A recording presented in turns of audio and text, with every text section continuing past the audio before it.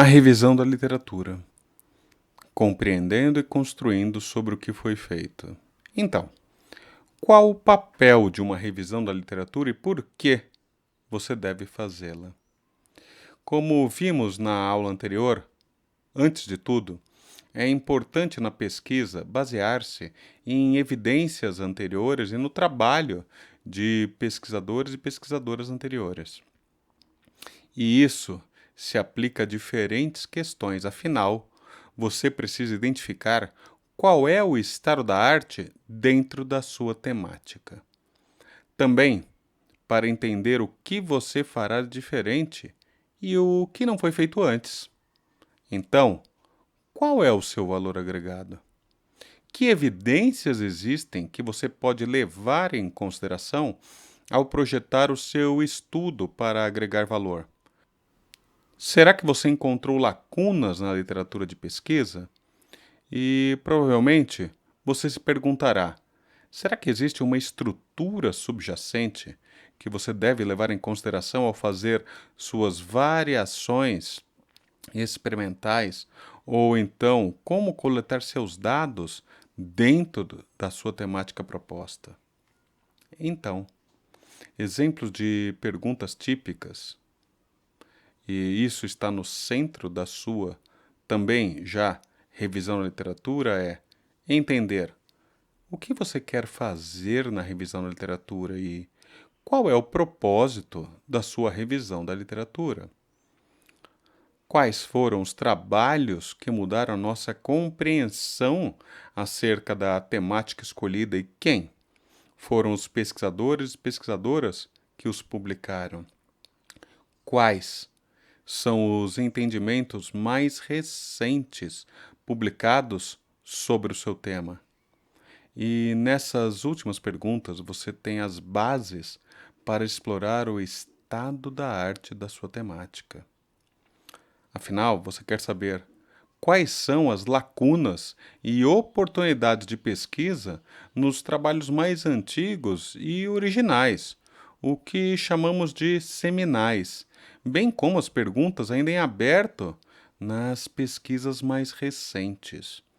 Quais foram as implicações e aplicações dos resultados pregressos associados ao seu tema que você encontrou? Ou ainda, quais são as abordagens alternativas que você descobriu para o problema? E atenção, pois pode haver abordagens realmente diferentes sobre o problema de pesquisa que você deseja examinar. Então, fique atento aos modelos e teorias subjacentes que você encontrará em publicações relacionadas. Que tipo de teorias e abordagens já foram usadas por autores em pesquisas anteriores? Ou ainda, quais são os resultados empíricos até agora? E será que há evidências que você deve considerar ao desenvolver um estudo orientado para testes de hipóteses? E nesse caso você se pergunta: que tipo de evidência existe? Será que existem dados qualitativos? Será que existem dados quantitativos? E assim por diante. Percebam que essas são perguntas fundamentais, mas não são as únicas que todo pesquisador e toda a pesquisadora, após se debruçar sobre sua pesquisa bibliográfica inicial e que apresentei em videoaulas anteriores, deve ser capaz de responder para realizar uma boa e robusta pesquisa de impacto.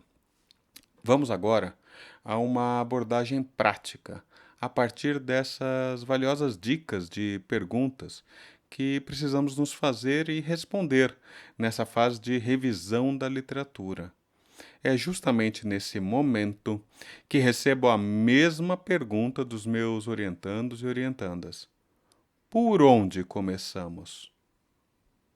E se vocês assistiram a todas as aulas e videoaulas e chegaram até aqui, a resposta é bem intuitiva. Querem ver?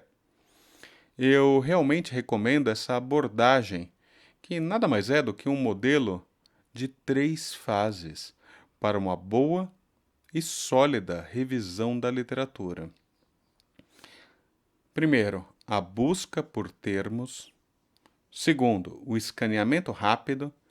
E terceiro, a triagem com critérios de elegibilidade e inelegibilidade.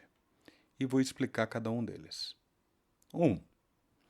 A partir do seu foco de interesse de pesquisa, selecione diferentes sites, bancos de dados e fontes de artigos e pesquisas realizadas, analisando títulos, resumos e palavras-chave a partir do seu tema central de investigação.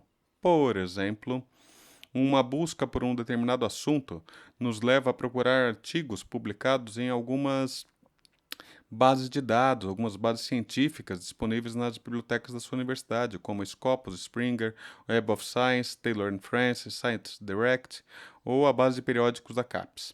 Digamos que, nesse caso, você encontrou um total de 2.000 artigos somados nessas bases. E agora, o que você faz? Etapa 2. Precisamos entender o que significa o resultado que encontramos, ou seja, o que são essas centenas, até milhares de artigos que encontramos quando realizamos a primeira rodada de busca. Então, fazemos o que chamo de escaneamento rápido, ou fast scan, de artigos, de maneira amostral, para tentar entender o que de fato encontramos nessa primeira busca.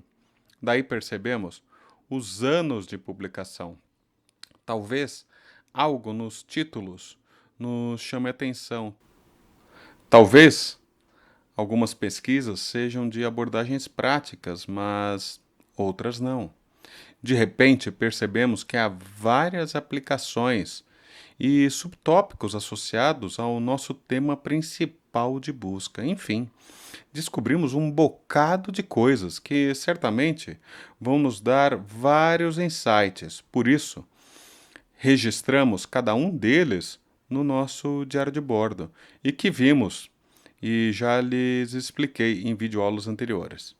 Esses insights e reflexões serão muito úteis no decorrer da pesquisa. Entretanto, ao fim e ao cabo, acabamos com as mesmas centenas e milhares de artigos e documentos nas mãos para depurar e precisamos tomar algumas decisões.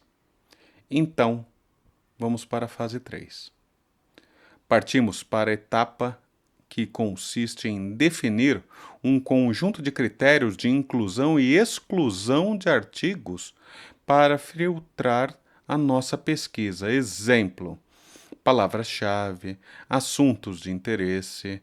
E, na verdade, se analisarmos os artigos de texto completo, de acordo com seus critérios de inclusão e exclusão, variando e refinando palavras-chave, sinônimos, combinando-os com períodos de publicação, anos de interesse, autores, aplicações e abordagens metodológicas, entre outras dimensões de elegibilidade, isso nos leva a um corpo de conhecimento que podemos realmente começar a analisar na nossa pesquisa.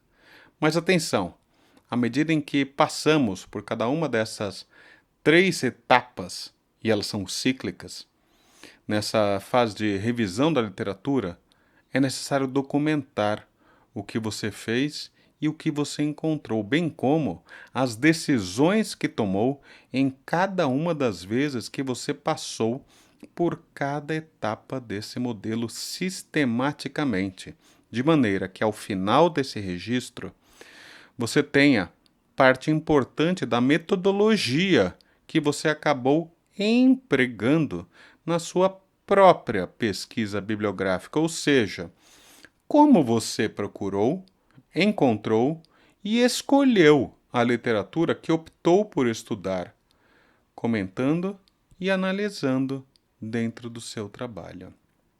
Então, passamos pelas 3 etapas e conseguimos reduzir em, digamos, 50% de 2.000 para 1.000 artigos. Mas ainda assim, é uma quantidade relativamente grande de artigos e documentos para estudar em profundidade na nossa pesquisa e revisão da literatura. Então, precisamos rodar novamente o modelo e passar pelas 3 etapas novamente e nos determos mais atentamente na fase de triagem e elegibilidade de artigos. Novamente, nessa fase, fazemos outra triagem e um novo procedimento. Nesse caso, é feito a remoção de duplicatas, porque você pode encontrar publicações iguais indexadas em bases diferentes. Nesse caso, eliminamos os registros duplicados e então analisamos a elegibilidade dos demais artigos. Você analisa os critérios de inclusão e exclusão e, novamente, reduz o corpus de investigação. E isso leva ao resultado que você vai analisar mais adiante. O objetivo dessa fase é, portanto, que você seja capaz de realmente aprender, sentir e dominar o campo de conhecimento em que está trabalhando. Então, você tem que desenvolver e manter o foco da sua busca para conseguir um corpo realista de documentos para analisar. Afinal, será muito difícil estudar um corpus de 1000 documentos, o que levará muito tempo se você os tiver todos para ler de maneira completa. Portanto, tente encontrar combinações diferentes. Provavelmente reduza o número de anos que você está considerando na sua pesquisa e vá refinando o seu tema de pesquisa, ou seja, restringindo ainda mais, afunilando o seu tema cada vez mais, até que você seja capaz de encontrar uma quantidade suficiente de documentos, artigos e livros para compor o corpo de conhecimento necessário para sua revisão da literatura. Talvez na casa das dezenas ou uma centena de boas referências. Um exemplo que eu trago para vocês pode ser o estudo de inovações no setor financeiro, em que partimos de alguns milhares de referências nessas mesmas bases de dados, mas à medida em que refinamos a pesquisa para, por exemplo, os últimos 30 anos, especificamente no setor de bancos de varejo, no contexto de economias em desenvolvimento, especificamente com particular interesse para países do BRICS, com foco exclusivo no processo de geração de novos produtos e serviços, chegamos como eu cheguei, a cerca de 63 artigos para estudo, o que é bastante razoável para uma revisão da literatura. Assim, nesse estudo, foram utilizados 63 registros para uma análise mais aprofundada. Então, reflita sobre o número de publicações na consulta e veja os resultados no FastScan. Adote as palavras-chave e combine-as, recombine-as e associe-as com o uso de sinônimos, registrando suas reflexões ao longo desse processo no seu diário de bordo. Isso é essencial, não apenas para você lembrar mais tarde como o seu processo de pesquisa se deu, mas também, principalmente, para você registrar no campo da metodologia de pesquisa e como você fez a sua pesquisa bibliográfica e poder defendê-la diante de uma banca. E quais as vantagens dessa abordagem cíclica de 3 fases? E a resposta pode ser uma única palavra: repertório. Você vai fazendo todo esse ciclo, passando por cada uma dessas 3 fases, registrando a passagem, registrando as decisões, registrando os critérios de inclusão e de exclusão de artigos, documentos, refinando, revisando a sua pergunta, sua temática. Portanto, seu tema de pesquisa para um único objetivo, que é criar e desenvolver o seu próprio repertório. Repertório técnico, repertório acadêmico, repertório científico, repertório executivo, profissional sobre o seu tema de pesquisa, seu tema de trabalho. E é disso que se trata a revisão da literatura. E é justamente pela qualidade, profundidade, clareza e encadeamento desse repertório que a sua revisão da literatura será avaliada. Bom trabalho, obrigado e até a próxima.